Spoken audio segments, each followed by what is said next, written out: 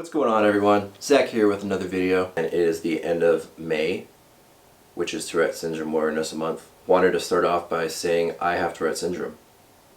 I've had it since I was 6 years old, and I think it's really important for people to be aware of what Tourette Syndrome is and how you can help someone that has Tourette Syndrome if you don't. To start off the video, I'll give you a brief history of Tourette Syndrome and what it is. So it was officially recognized sometime in the 1800s by a man from France, and it's a neurodevelopmental disorder. There is no cure. It's a lifelong, what you call, chronic illness.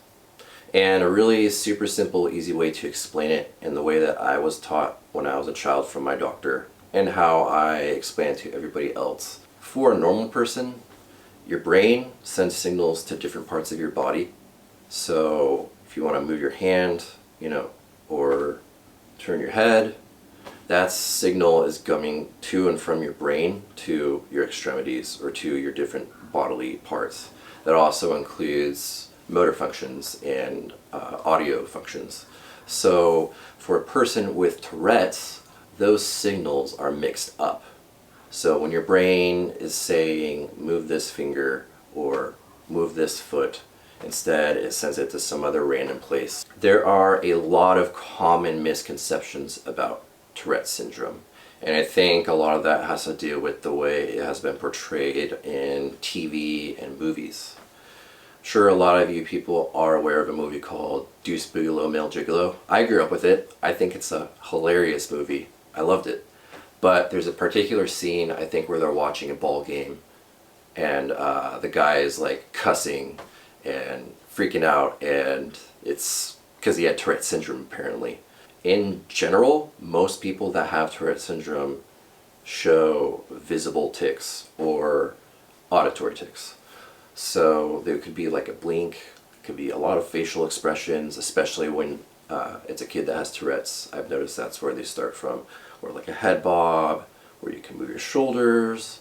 If it's audio, it's like a where you could do, for me, a lot of the time nowadays I do a cough. And a lot of times you don't have control over it unless you've conditioned yourself to hold them back, which I'll talk about later. So those are the really common forms of tics. Now, because tics can also be auditory, some people do cuss, but that is pretty rare. I think a lot of that has led to people thinking that people that have Tourette's are crazy because they're cussing for no freaking reason. Now, a little bit about my background with Tourette's. Like I said earlier, I've had Tourette syndrome since I was about 6 years old. That's when I was diagnosed. That's when most people are diagnosed with it, is around the age of like 6 to 8, because that's when the signs start showing, the visual signs. I remember I would watch home videos. My dad was really big into doing home videos when I was a kid. If I watched those videos, I am taking a lot. And so one day they were like, what's going on? They even said, like, why are you doing that? Can you stop? And they didn't know.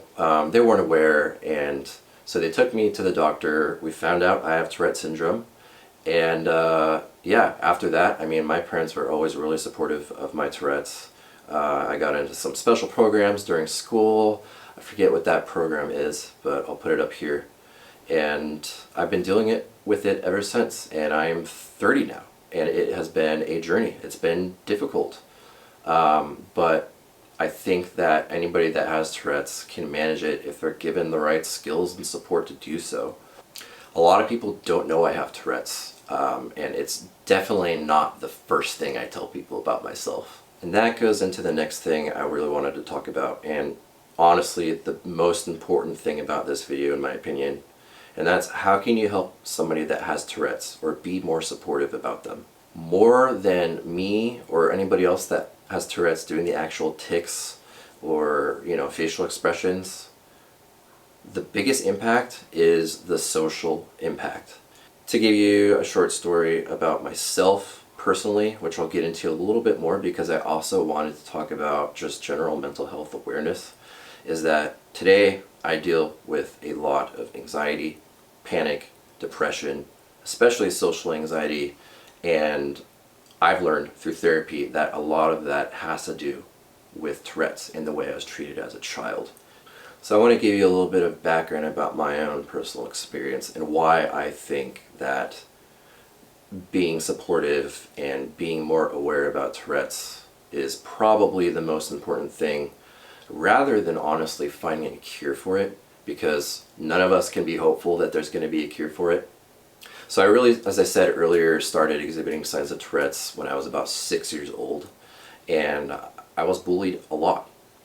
I remember very vividly sitting on the school bus, and you have those long school buses with the leather seats, they're like an L shape like this, and I had the whole row to myself, and I just kind of like lay down so people wouldn't watch me. And then some people in the seat in front of me would like peer over and look at me and just stare at me and laugh at me when I was ticking. And I didn't know how to react. I didn't know, like, they're making fun of me, like, what do I do? I wasn't given those skills to really react. And as I got older, it would be like I would hide behind certain walls of the school, and then eventually I learned the skills to be able to hold back the tics. And that in itself is a completely separate thing, an issue, which is not good to hold back your tics.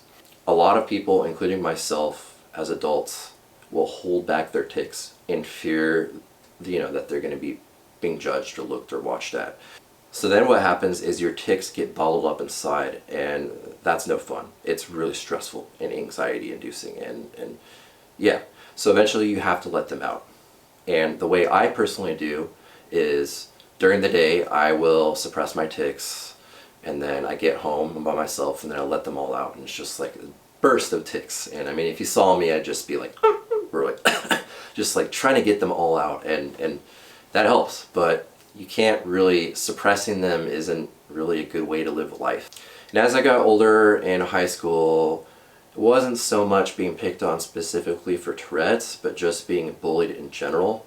But I think at that point, I just was a really kind of vulnerable person, an easy target to pick on because I didn't know how to really defend myself or stand up for myself or have an opinion. And so I was easily picked on in a lot of different ways. And some of it was Tourette's. Also, some of it was race. I remember vividly a guy kicked me in the shin and called me a dirty Jap. Or I was just picked on because, again, I was an easy target. And that carried on all the way through probably I was 20. I mean, I even got it with one of my jobs. I remember this cook would always just be really hard on me, and I didn't know how to react. And the way I currently react when people are critical of me or pick on me or I feel like they're judging me is I just lock up. Like I physically think of like, just locking up, not being able to move and not being able to say anything. I think a lot of that stems from my childhood. I am a firm believer that the way you are treated and the experiences you have as a child shape who you are as an adult. I mean, like doctors say, your brain development is at its prime when you're a child. I think somewhere between like the ages of 6 and 9, 6 and 10, something like that. And for me, that's when a lot of those experiences were shaped. For those of you that don't have Tourette's, I really, really, really want to stress that if you have kids or you know people that have kids, to really educate them on what Tourette syndrome is. Show them this video or look up an article online that maybe is a little bit easier or simpler to explain for them, and just educate them on what it is, because honestly I have no hard feelings against the kids that picked on me, because a lot of the times they probably weren't even aware of what it is, and young kids don't know how to react. They don't know how to treat other people a lot of the times. They're still learning too. So I think if you educate them and make them aware of it, that will help them better support the people that do have Tourette's. Tell them to be their friend. Tell them to not stare at them, not judge them, definitely not laugh at them, because that has a huge impact on that person with Tourette's as an adult, in my personal experience. And that goes into mental health, and I think the importance of mental health in general for anyone, whether or not you have Tourette syndrome. Tourette syndrome, because it comes from the brain, is connected with mental health in a lot of ways really closely. It's been known to be associated with anxiety, depression, panic, and OCD, as well as AD and ADHD. And for me personally, I have a couple of those things. I've been diagnosed with generalized anxiety disorder and chronic depression, in addition to my Tourette's. And I'm pretty sure that I have a lot of OCD kind of qualities going on, but I haven't been professionally diagnosed with that. Then I also deal with a lot of panic, which is associated with a lot of the anxiety. And especially in the last year, I've been going through a lot of really, really big life changes. So fortunately, about 9 months ago now, I was introduced to this really, really awesome person that encouraged me to seek therapy, encouraged me to really care about myself, care about my mental health. It's really awesome to have somebody that supports you and listens to you and cares about you when it comes to your mental health. This person has been a huge inspiration to me. They've gone through a lot of stuff, but to see someone start to come out the other side because of the way they've committed to their mental health and cared about themselves is a huge inspiration and really encouraged me to seek out mental health.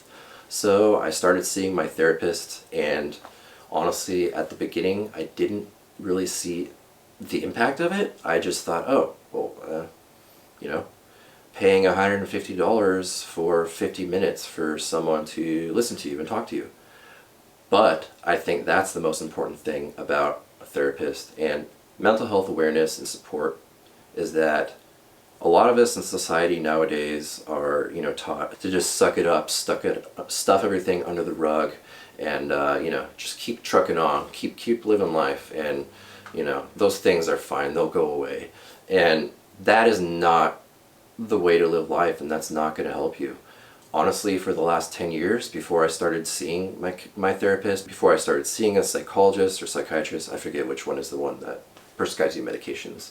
Before I started just committing to mental health at all and being more aware, I stuffed everything under the rug. I bottled everything up inside. Relationships, romantic relationships, family relationships, my childhood experiences that I just had buried and just recently started to uncover the bullying and the effects that they've had on my life. I just acted like none of those things were a problem and just continued to live life like, oh, those will go away. No, they don't go away. I think you have to let them out and talk about them to be able to move on and move forward in a positive way. So going back to seeing my therapist, I think it's been really helpful for someone to listen to me. And I think why therapists are really great when you find a good one that you can connect with and relate on things with is that they're there just to listen. They're a third party, so they have no connection to anybody you know, so you don't have to worry about what you're saying to them.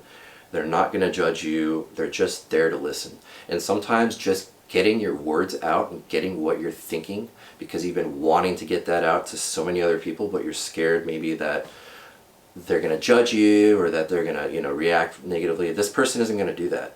And being able to get that out is awesome. Like, it's a really good feeling. It's just like a really stress off your shoulders. You can take a deep breath after you said that. And sure, you feel crazy when you say it, but afterwards, you feel a lot less crazy.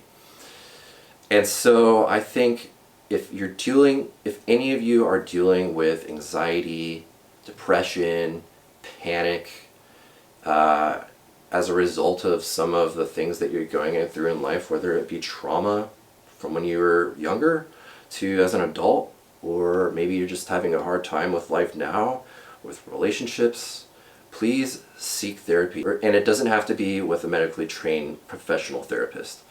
If you have a friend that you really, really, really trust, or a family member that you really trust, that you feel you can talk to, that is just going to listen and be there for you and be supportive and not try to find a solution or judge you in any way, please talk to them and tell them how you're feeling, because it helps a lot. A lot. Anyways, I'm glad I was able to get this video out before the end of the month, because it is the last day of Tourette Syndrome Awareness Month, I think today or tomorrow. Technically, I think it should be year-round. If I had one key takeaway for you guys, it's like I said earlier. If you have kids, if you know people that have kids, I mean, I'm a parent myself. Please, please, please educate them about Tourette syndrome. Tell them what it is. Show them a video from YouTube. Show them this video. Read a book to them or something. Find an article about it. Just educate them to make them more aware. Because a lot of the time these kids don't even know what it is, and then they don't react appropriately. So educate them. Tell them to be supportive of their friends that have really any sort of neurological disorder. I mean, even autism, Down syndrome, even a physical disorder. Just educate them and tell them that that person isn't crazy. They're a normal person and they can live a normal life. And if you support them and tell them that, then they're gonna live as a happy adult. Thank you guys so much for watching this video. It really means a lot to me. Please like it if you enjoyed it, subscribe, and hit that notification bell if you want to see future videos from me. I also have a Patreon set up, which is a website where you can donate any amount you want per month to help me produce my videos, because they do take a lot of time. And if I'm doing some of more of the truck camping videos or the fishing videos, I have to spend gas, I have to buy products, I have to buy gear, and all that costs money. So it's a huge help from you guys to help me support that, especially because I am not making any money on these videos right now. I think that's pretty much it. See you guys on the next one. Peace.